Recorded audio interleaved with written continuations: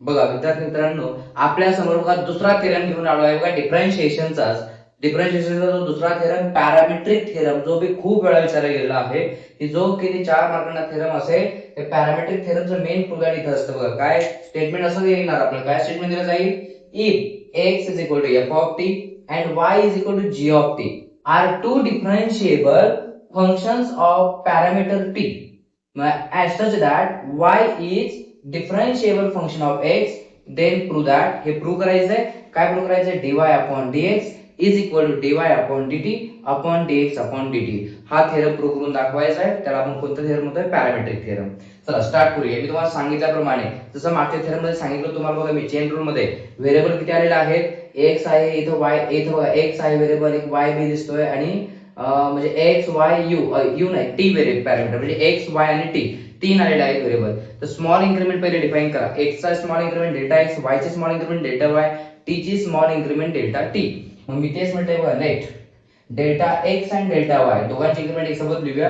Let delta x आणि delta y be the small increment in the values of, कोणत्या values बघा, x and y respectively.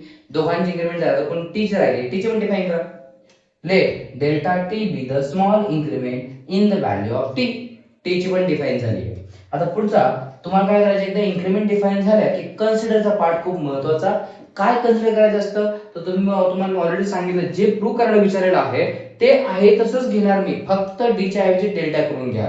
मग बघा dy by dx आहे, मी घेतला delta y by delta x. त्यानंतर बघा dy बाय dt आहे, delta y upon delta t, dx upon dt आहे, delta x upon delta t. आणि हे आपण घेऊ शकतो. तुम्हाला मी याचं रिझन पण सांगितलं का, दोन्ही साइड इक्वल असतील तर आपण काही घेऊ शकतो. इक्वल आहे का चेक करा. तेव्हा डेल्टा टी डायरेक्ट कॅन्सल होऊ शकतो. मग delta y by delta x राहतो, दोन्ही साइड इक्वल होतातच. मग इक्वल असेल तर आपण काही घेऊ शकतो. बरं, इथं आल्यानंतर तुम्हाला काय करायचं, आता डेल्टाचं पुन्हा कन्वर्जन डी मध्ये करायचं असेल तर लिमिटची गरज आहे. म्हणून मी काय केलं बघा, टेकिंग द लिमिट, काय लिमिट घ्यायचं आहे, डेल्टा टी टेन्स टू 0. कारण डिनॉमिनेटर बघा, याचा डेल्टा टी आहे, याचा डेल्टा टी, मेजॉरिटी मध्ये डेल्टा टी आलाय, मग त्याचं लिमिट आपण ते घेतलंय. आता बस प्रत्येकाला लिमिट द्या. मग मी इथं दिलं, limit delta T tends to 0 delta y upon delta x, limit delta T tends to 0 delta y by delta t, limit delta T tends to 0 delta x upon delta t. सगळ्यांना limit दिलेलं आहे, पण limit दिल्यानंतर ते proper match झालंय का. Match म्हणजे काय रे, की जे डिनॉमिनेटर आहे तेच लिमिट आहे का. बघा डिनॉमिनेटरला डेल्टा टी आहे, limit delta T, okay no problem. Delta T no problem. Delta X delta T problem. म्हणजे मिसमॅच झालंय. मिसमॅच म्हणजे इथे जर डेल्टा एक्स असेल तर लिमिट पण डेल्टा एक्सच हवाय. म्हणून मी काय केलं, इथे म्हटलं, जसं तुम्ही डेल्टा टी टेन्स टू 0 घेताय, as delta T tends to 0 then delta X tends to is also 0. बस तुम्हाला फक्त इथे डेल्टा टी च्या ऐवजी डेल्टा एक्स करायचा आहे. मी केला बघा, डेल्टा एक्स टेन्स टू 0. बाकी सगळ्या सम टर्म कॉपी केली आहे. आता प्रॉपर सगळ्यांची लिमिट मॅच झालेली असतील त्याला इक्वेशन नंबर 1 म्हणायचंय. आणि आता याचं मिनिंग समजून घेऊया. काय मिनिंग होतं, इथे राईट साइडला बघायचं, नेहमी एलएचएस प्रूव्ह करायचे असते, आरएचएस होत असते. बघा काय म्हणायचं मिनिंग बघा, y ला डिफरन्शिएट तुम्ही t ने केलंय, म्हणजेच काय, y is a differentiable function of t. तेच क्वेश्चन घेऊन दिलेले, वाचा इथे बघा, x आणि y दोन व्हेरिएबल एक सोबत सांगितले बघा, y is a differentiable function of t आणि डिनॉमिनेटर मध्ये बघा x is also differentiable function of t. म्हणजे दोघांना डिफरन्शिएट t ने केलंय. ते सांगितलं बघा, x and y are two differentiable function of parameter t ने डिफरन्शिएट केलेलं आहे. मग तेच फक्त मी सेंटेन्स मध्ये लिहिणार आहे, काय, since x and y is differentiable function of t. दोन्ही फंक्शन t ने डिफरन्शिएट केलेले आहेत. मग ते उचला फंक्शन काय होतं बघा, वरचं फंक्शन घेतलं मी, limit delta t tends to 0 delta y by delta t. जेव्हा तुम्ही त्यात लिमिट टाकाल, पुन्हा डेल्टाचा पुन्हा d होणार.